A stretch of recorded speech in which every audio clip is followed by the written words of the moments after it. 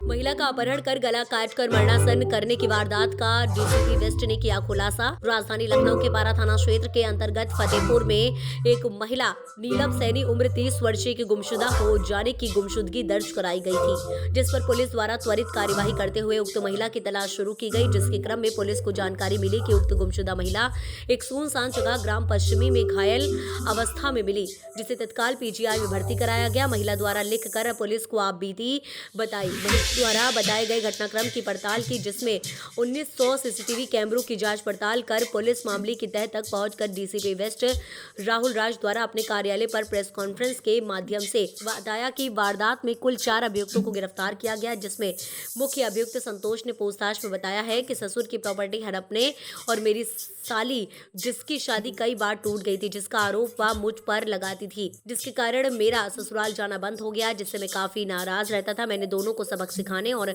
मकान व जमीन हड़पने के इरादे से वारदात को अंजाम दिया था।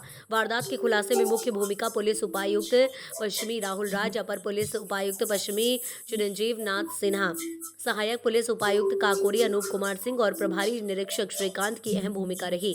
Arun Kumar Shukla, UP crime reporter, संवाददाता न्यूज 77।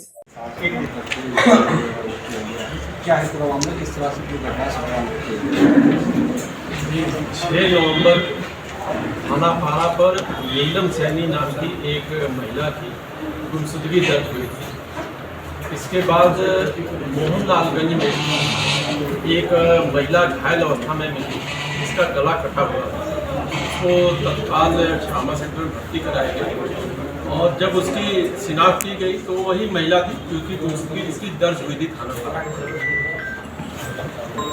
इस संबंध में तत्काल थाना पारा पर 307 आईपीसी का अभियोग पंजीकृत किया गया और क्योंकि महिला उस समय उसका गला कटा हुआ था तो बोल नहीं पा रही थी, लेकिन उससे बहुत मुश्किल से बात की गई और लिखित कर उसने कुछ बताया कि उसकी एक सहेली थी जिसका नाम आसमा था, उसके साथ एक इनोवा गाड़ी से वो अपने घर से निकली थी, बुद्धेश्वर चौराहे तक गई थी, जहाँ पर जूस पिया उसने और जूस पीने के बाद वो बेहोश हो गया। उसके बाद उसे कुछ भी याद नहीं रहा।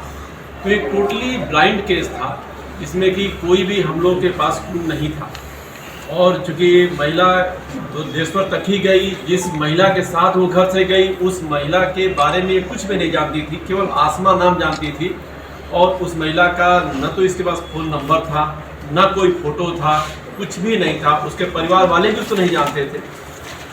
तो एक टफ टास्क था, लेकिन हमारी पूरी पश्चिमी जोन की टीम ने मिल करके एक बहुत ही डेयरिंग काम किया है और इस पूरी घटना को पिछले 9 दिन में हम लोग लगातार इसको मॉनिटर करते रहे और हर एक सीसी कैमरे को हम लोग खंगालते रहे। आप ये समझिए कि यहाँ से कितनी बार मोहनलालगंज तक जो है और विभिन्न मार्गों से ये हम लोग सर्च किए कैमरों को, क्योंकि एक जगह से कहीं पर जो है हमें क्लू नहीं मिल रहा था। आज ये अभियुक्त जो है गिरफ्तार हुए हैं, जिसमें जिस गाड़ी से इस महिला को ले जाया गया था, इनोवा गाड़ी ग्रे कलर की, वो गाड़ी भी मिल गई। वो गाड़ी बरामद हुई है और उसके साथ 4 लोग इसमें गिरफ्तार हुए हैं। 4 अभियुक्त में एक अभियुक्त तो उस घायल महिला का बहनोई है, जो संतोष सैनी है, और दूसरा अभियुक्त उसी का साथी है मुन्नू उर्फ आसिफ, जो कि थाना हुसैनगंज का रहने वाला है। और तीसरा अभियुक्त मुन्नू की एक भांजी है आसिमा, जिसके बारे में अभी वो महिला बता रही थी घायल महिला कि आसिमा हमको लेकर गई थी, वो मुन्नू की ही भांजी है और वो मोहनलालगंज मऊ में की रहने वाली है, वो भी गिरफ्तार हुई।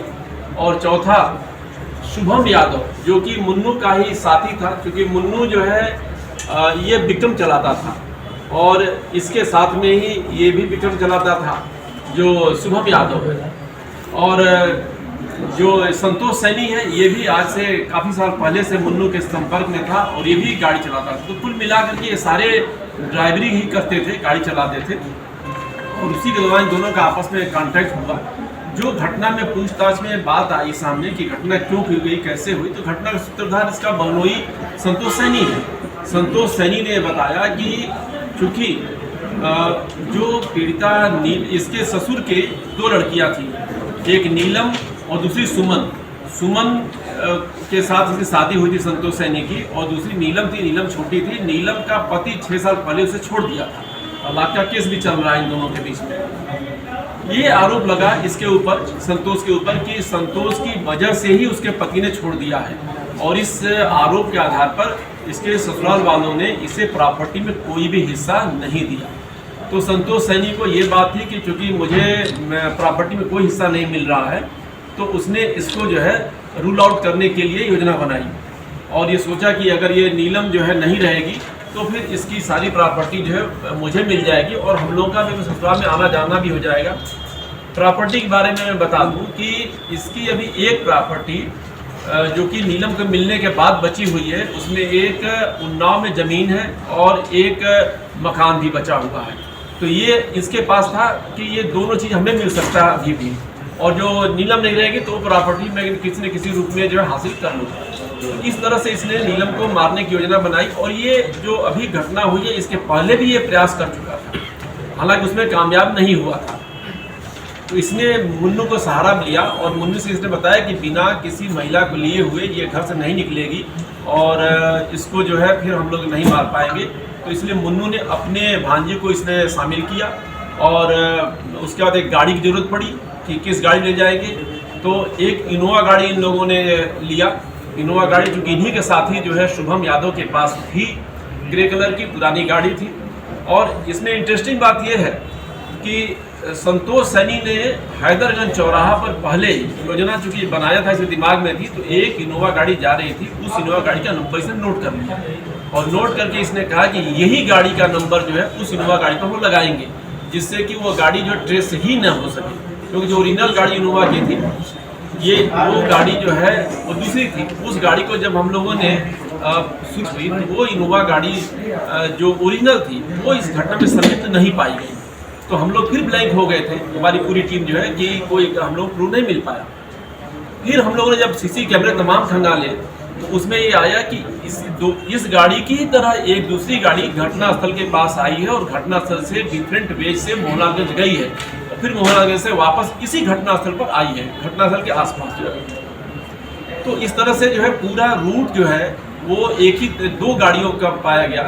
तो 2 गाड़ी में ये गाड़ी पर डुप्लीकेट जो ओरिजिनल गाड़ी तो हमें ट्रेस हो चुकी थी, उसका मालिक भी ट्रेस हो चुका था, लेकिन वो घटना में पाई नहीं गई थी। तो डुप्लीकेट गाड़ी हम लोग को मिली। इसको ट्रेस करना एक टेढ़ी खीर थी, लेकिन हमारी टीम ने बहुत ही मेहनत करते हुए कुल 9 टीमें हमारी लगी, और 9 टीमों ने लगातार 9 दिन तक जो है प्रयास किया, और प्रयास करके दिन रात जो है सारे CCTV कैमरे खंगाले गए, और तब ये ट्रेस हुआ कि ये जो नंबर प्लेट है, ये नंबर प्लेट फर्जी है। और ये देखा गया कि ये गाड़ी कहाँ से स्टार्ट हुई और कहाँ पर ये गाड़ी आकर के एंड हुई। तो इस जब हम लोग थ्योरी पर गए कि गाड़ी जहाँ से स्टार्ट हुई और जहाँ से एंड हुई, उस जगह को हम लोगों ने जब फोकस किया तो वहाँ पर ये गाड़ी हमको मिली। और उसके बाद ये हम लोग जब इसके सख्ती से और चारों तरफ खोजबीन किए तो उसमें जो ये गाड़ी का मालिक मिला शुभम, और शुभम यादव ने फिर सारी चीज़ें बताना शुरू किया कि हाँ ये गाड़ी जो है मुझे मुन्नू के कहने पर हमने जो है उसको दी थी, और हम खुद साथ लेकर के गए थे। तो ये